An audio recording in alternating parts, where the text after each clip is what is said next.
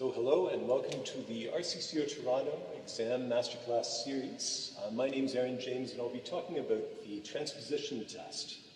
And this is not a hugely exciting test, but it's a very practical one because as a church musician or as a freelance musician, you're constantly going to be in situations where a singer wants something in a lower key, or you're playing a hymn and you want to do a reharmonization, but the book of reharms is in a different key from your hymnal. And you don't have time to write this out every time it happens. You have to be able to do it. So for the actual exam, the format of the question is the same at each exam level. So we give you a piece in the style of a hymn, and when you get it, you can play it through immediately. You have 40 seconds after that to study, prepare the transposition, and then you play it in the new key. And you have the choice for exam purposes of playing with the pedals or not. So it'll always be written in such a way that you can play it with the hands without having to reach too far. But you might prefer to use the pedals, that way it's more like what you would do in actual hymn playing. So that's entirely up to you. That won't be taken into account in grading at all. So for the colleague level exam, you're going to be looking at a fairly short piece, usually about 6 to 8 measures. Quite short and not very complicated in terms of the kinds of chords that are used. The pieces are going to get longer and increase in harmonic complexity as you get to the associate or the fellowship level. And as examiners, when we listen to this test, what we want to know, certainly that you're getting the right notes, but also that you're playing with steady tempo, that musical phrasing, and so on. And the tempo is very important. That if you make a small mistake, you shouldn't stop, but you should keep going because one note mistake won't be a big grade deduction. So when you're practicing this skill, best thing is just to use the hymnal. I've got the New English hymnal here. Anything that you get on the exam will be in the style of a hymn, so this is exactly the right sort of thing to be working with. And it's good to use a hymn book that is different from your normal pew hymn book at your church. Use one from another tradition. Use a really old hymn book so that you have hymn tunes that are old-fashioned and that aren't used anymore. That can be really good for transposition practice. So I've got here a tune called Halton Holgate. This is a tune by William Boyce.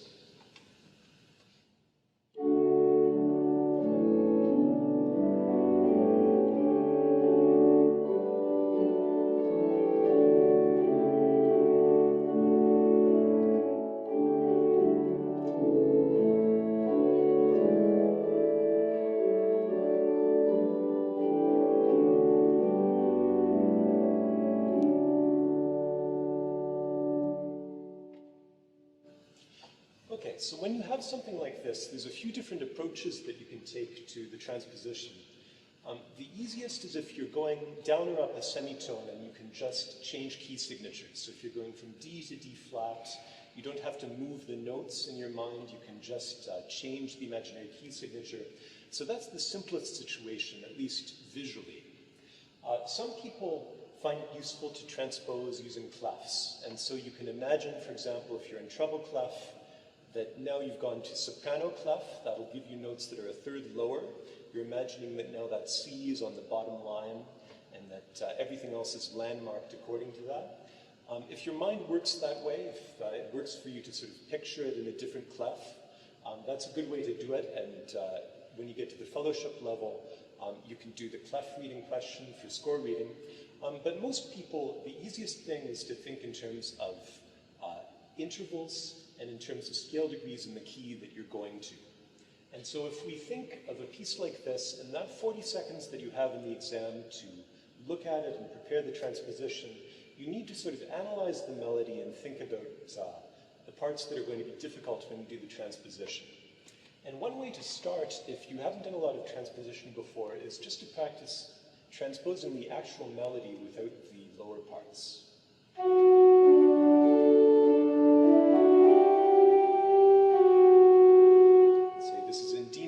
We put it up to E flat.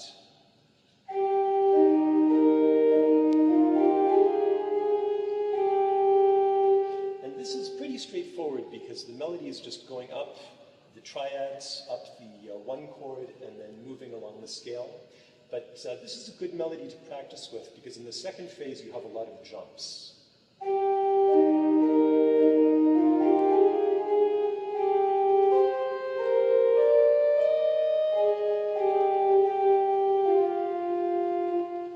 And so that second phase is where you want to zoom in.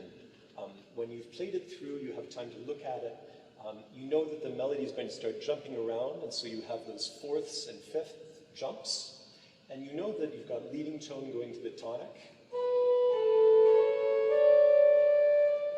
That leading tone C sharp going to D is going to become D going to E flat when you transpose it up a semitone. So those are the things that you're thinking about here. You're looking for intervals that are going to trip you up and preparing them. You're looking for accidentals that have to be changed to a different accidental in the new key. And once you've done the melody, you can start doing the melody with the bass.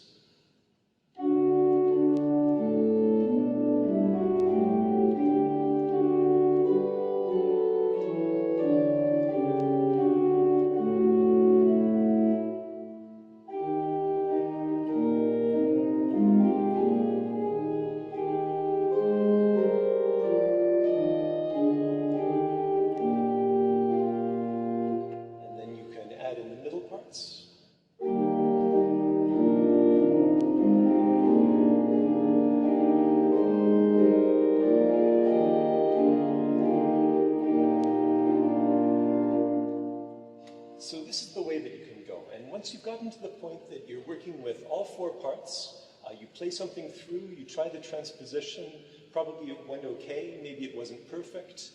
It's better not to do it in the same key a second time, but to do a different transposition the second time. So if you've done it in D major, you try it up a semitone in E flat. Second time it's better if you try it up a tone in E, down a semitone in D flat. Do it in a different key. And that way you'll have as many possible different interval transpositions practiced as possible. But you'll also have played in as many different keys as possible. And this is very important because, of course, when you get to the exam, the test could be in any key, and then it could be transposed by a number of different intervals, up or down. And so the more keys that you've played in at home practicing, the easier it's going to be. And this is also where we see the transposition test is something that can help you with a lot of other keyboard tests on this exam. Because, of course, it's also a sight reading test, which is useful for practicing your sight reading. And it's also going to be helpful for preparing the improvisation, because you'll be given on the associate level an improv prompt that could be in any key. And the better you are at working with all of these different keys, transposing to whatever key the improv prompt happens to be in, that's going to be very useful for you in the exam context. So good luck on your exam preparation.